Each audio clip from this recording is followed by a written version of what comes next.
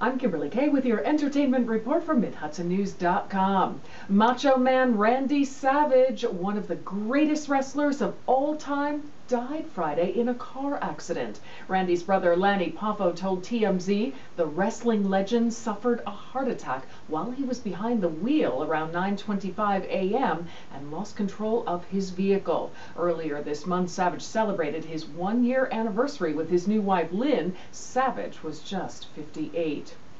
Well, it's a country kids finale on American Idol. 16-year-old Lauren Elena of Rossville, Georgia, and 17-year-old Scotty McCreery from Garner, North Carolina will be singing for the Idol crown next week. It's the youngest Idol face-off in the history of the show. Haley Reinhart was voted off Thursday night looking truly stunned. She says she rocked it out and had a blast. Ryan Seacrest says 95 million votes were cast this week. That's the most ever for a non-finale week. The final performances are next Tuesday night, with the next American Idol crowned on Wednesday.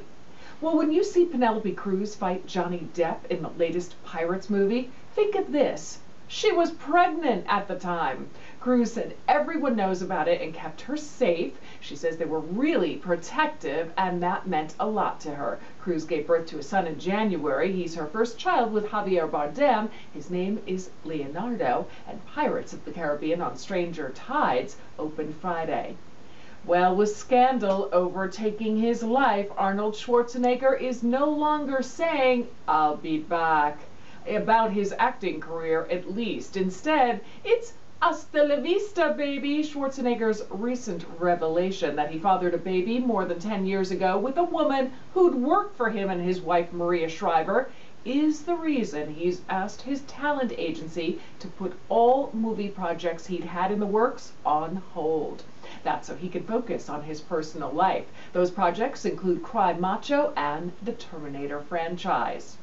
Jodie Foster wants to cut back on her acting until she's much older. She currently co-stars with Mel Gibson in The Beaver, which she also directed. Foster plans to concentrate on directing for now. She says she looks forward to acting in her 60s and 70s. She says that's going to be a much more exciting time.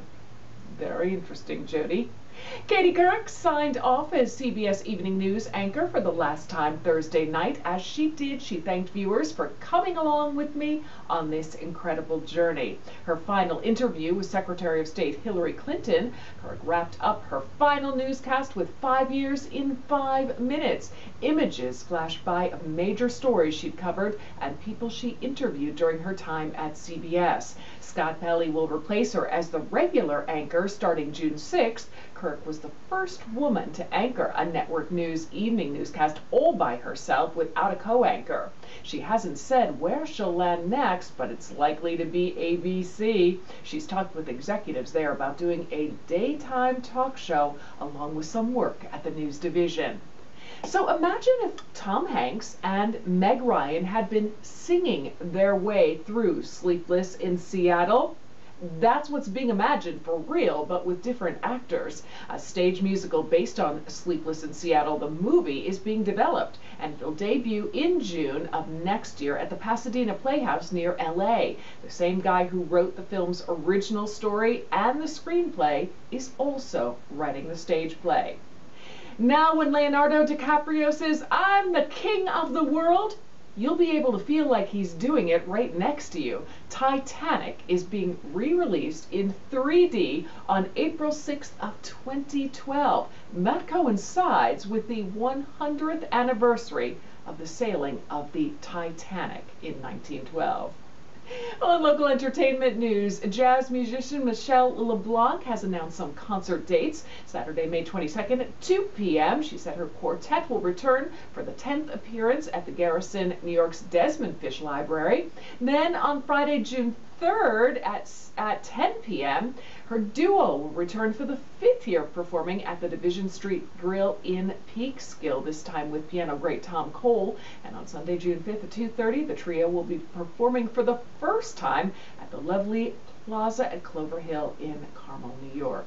That's your latest entertainment report. For a new update daily, log on to MidHudsonNews.com. I'm Kimberly Kay.